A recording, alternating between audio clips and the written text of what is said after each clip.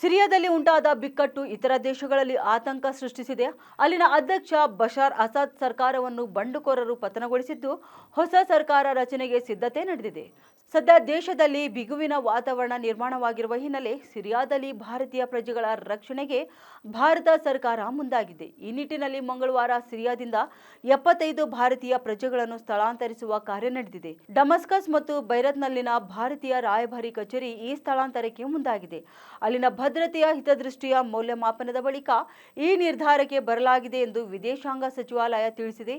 ಈ ಸಂಬಂಧ ತಡರಾತ್ರಿ ಹೇಳಿಕೆ ಹೊರಡಿಸಿರುವ ಸಚಿವಾಲಯ, ಸಿರಿಯಾ ದೇಶದಲ್ಲಿನ ಇತ್ತೀಚೆಗೆ ಬೆಳವಣಿಗೆ ಹಿನ್ನೆಲೆ ಭಾರತ ಸರ್ಕಾರವು ಇಂದು 75 ಭಾರತೀಯರ ಸ್ಥಳಾಂತರ ಮಾಡಿದೆ. ಅದರಲ್ಲಿ ಸೈದಾ ಜೈನಬ್ನಲ್ಲಿ ಸಿಲುಕಿದ್ದ 44 ಮಂದಿ ಜಮ್ಮು ಮತ್ತು ಕಾಶ್ಮೀರದ ಜೈರಿನ್ಗಳು ಇದ್ದಾರೆ. ಎಲ್ಲಾ ಭಾರತೀಯರು ಸುರಕ್ಷಿತವಾಗಿ ಲೆಬನಾನ್ ಗಡಿ ದಾಟಿದ್ದು, ಲಭ್ಯವಿರುವ ವಾಣಿಜ್ಯ ವಿಮಾನದಲ್ಲಿ ಭಾರತಕ್ಕೆ ಮರಳಲಿದ್ದಾರೆ ಎಂದು ತಿಳಿಸಿದೆ. ವಿದೇಶದಲ್ಲಿ ಸಿಲುಕಿರುವ ಭಾರತೀಯರ ಸುರಕ್ಷತೆ ಮತ್ತು ಭದ್ರತೆಯು ಭಾರತ ಸರ್ಕಾರದ ಆದ್ಯತೆಯಾಗಿದೆ ಎಂದು ಸಚಿವಾಲಯ ತಿಳಿಸಿದೆ.